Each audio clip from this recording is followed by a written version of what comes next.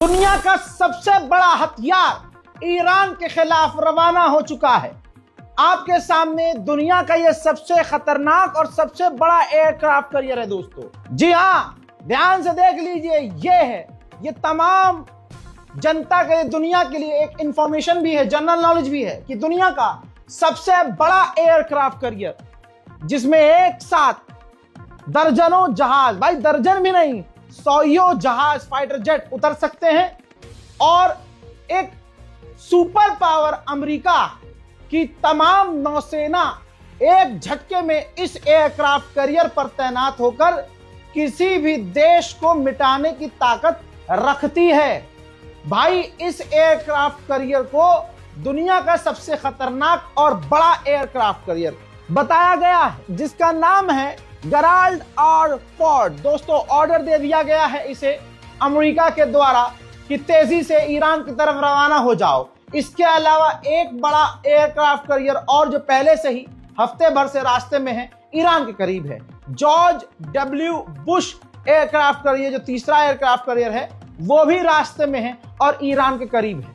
तो दोस्तों, आप समझ सकते हैं कि दुनिया की सबसे बड़ी ताकत ईरान के खिलाफ रवाना हो चुकी है और अब रास्ते में है। उधर ईरान डर ही नहीं रहा। पता नहीं भाई इतनी हिम्मत कहां से आई है। भाई ये देखिए, सिर्फ मैं अपनी रिपोर्टिंग के हिसाब से बताऊं तो मैं 8वीं मिसाइल टेस्ट की जानकारी दे रहा हूं, जो 15 दिन के अंदर ईरान ने 8वीं बार मिसाइल टेस्ट किया है शिराज के ऊपर। लगातार ईरान इस तनाव भरे माहौल में हथियार टेस्ट कर रहा है। उधर नेतन्याहू अपने इजराइल के एयरफोर्स के चीफ के साथ मीटिंग करने की तैयारी में है बहुत जल्द। अमेरिका का मिडिल ईस्ट का जो सेंटोम है, अमेरिकी फौज, उसने ये एयरक्राफ्ट कैरियर जो मिडिल ईस्ट में है, जो तेजी से आगे बढ़ रहा है ईरान की तरफ, उस एयरक्राफ्ट कैरियर की भी तस्वीर जारी की है। हजरत अली शमखानी, जो सुप्रीम लीडर के एडवाइजर हैं खामनाई के, उन्होंने कहा है कि ईरान की मिसाइल सिस्टम, हमारा जो मिसाइल पावर है, वो रेड लाइन है, उस पर हम किसी भी हालत में बात नहीं करेंगे, कॉम्प्रोमाइज नहीं करेंगे। उधर ईरान ने रशियन रॉकेट के अंदर अपनी सैटेलाइट इंस्टॉल करके लॉन्च कर दी है।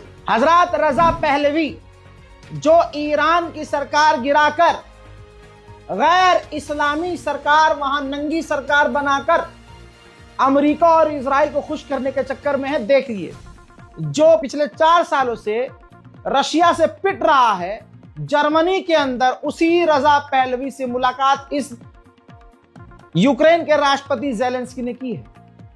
अमेरिका और इजराइल को खुश करने का यह भिखारी का कारनामा देख लीजिए। भाई यूरोपीय यूनियन की जो फ्लाइट सेफ्टी टीम है, संस्था है, उसने यूरोप की तमाम एयरलाइन से कह दिया है कि आने वाले 31 मार्च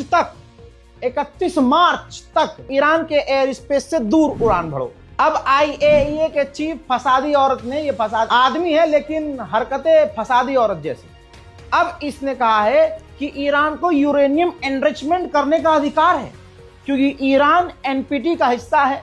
तो इस मादरजात को पहले नहीं पता था, इसी ने फसाद करवाया था। 12 डेज वॉर इसी की वजह से हुआ था, ये मैं आपको पहले ही बता चुका हूं। दोस्तों, बता दूं कि इसने कहा कि NPT का हिस्सा है और इस हिसाब से अगर वो NPT का हिस्सा है तो ईरान को अपने यूरेनियम की, अपने परमाणु ठिकानों की जानकारी हमें शेयर करनी होगी। ईरान के अंदर छुटपुट जो प्रदर्शन करने की कोशिश की जा रही है, ईरान को फिर से बड़ी कामयाबी मिली है। ईरान की इंटेलिजेंस ने, जो भटके हुए युवा हैं, जो पैसे के लिए बहुत कुछ कर रहे हैं ईरान के अंदर, हजरात ध्यान से देख लीजिए, हथियार जब्त किए हैं। फिर से ईरान में दंगे की साजिश थी, ईरान की इंटेलिजेंस को कामयाबी मिली है।